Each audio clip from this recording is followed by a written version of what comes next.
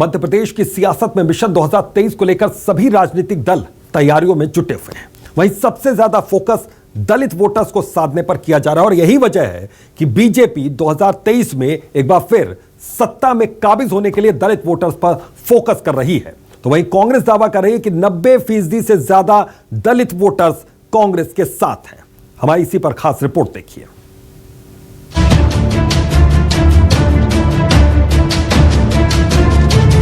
MP की सत्ता पर 5वीं बार काबिज होने के लिए चाहे बीजेपी हो या कांग्रेस, सभी दलों ने सियासी बिसात बिछानी शुरू कर दी है। इसके लिए दलित वोटर्स पर खासा ध्यान दिया जा रहा है। खासकर बीजेपी पिछली बार की गलती दोहराना नहीं चाहती, इसलिए ग्वालियर में उसने बड़ा दांव खेला है। सीएम शिवराज ने इसे लेकर एक बड़ा ऐलान भी किया है। भारतीय जनता पार्टी सबकी जिंदगी कैसे बदले, इस प्रयास में लगी हुई है। हमारे अनुसूचित जाति के भाई और बहन भी, चाहे शिक्षा का मामला हो बेटे बेटियों की, चाहे रोजगार का सवाल हो, महिला सशक्तिकरण हो, आवास के लिए रहने की जमीन हो, या अलग अलग समाजों की समस्याओं का समाधान हो, उन सब के बारे में विचार करके हमने कई फैसले किए हैं। सीएम के इस ऐलान को कांग्रेस केवल एक छलावा बता रही है और खुद को दलितों का सबसे बड़ा हितैषी साबित करने में जुटी हुई है। इसके लिए वो जनता का हवाला भी दे रही है। अगर अनुसूचित जाति की आवाज किसी ने उठाई है तो सिर्फ और सिर्फ कांग्रेस ने उठाई है।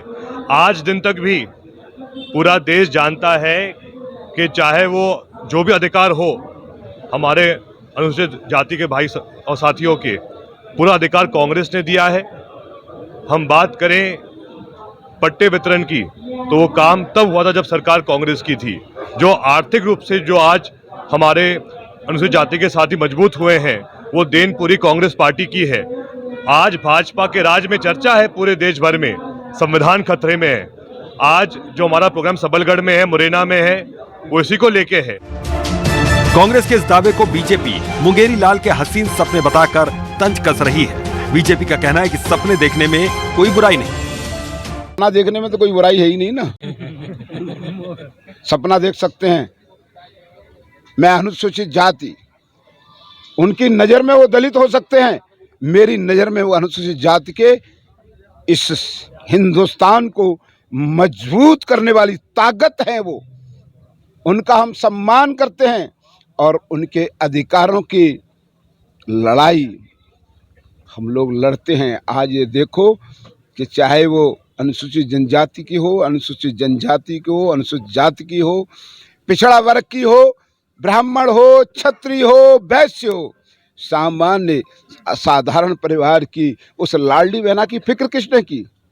माननीय शिवराज सिंह जी ने। आपको बता दें कि वर्तमान में ग्वालियर के चंबल अंचल में 7 में से 6 दलित सीटें कांग्रेस के खाते में हैं। लिहाजा अभी अंचल की 34 सीटों में से बीजेपी और कांग्रेस के पास 17 सीटें हैं। खास बात यह भी है कि 2018 में दलित वोटरों की नाराजगी के चलते बीजेपी ने मध्य प्रदेश की सत्ता खोई थी और उस दौरान अंचल की 34 में से महज 7 सीटों पर बीजेपी सिमट गई थी, जबकि कांग्रेस के खाते में 26 सीटें आई थी। और यही वजह रही कि कांग्रेस ने 33 साल पुराना रिकॉर्ड बनाया था।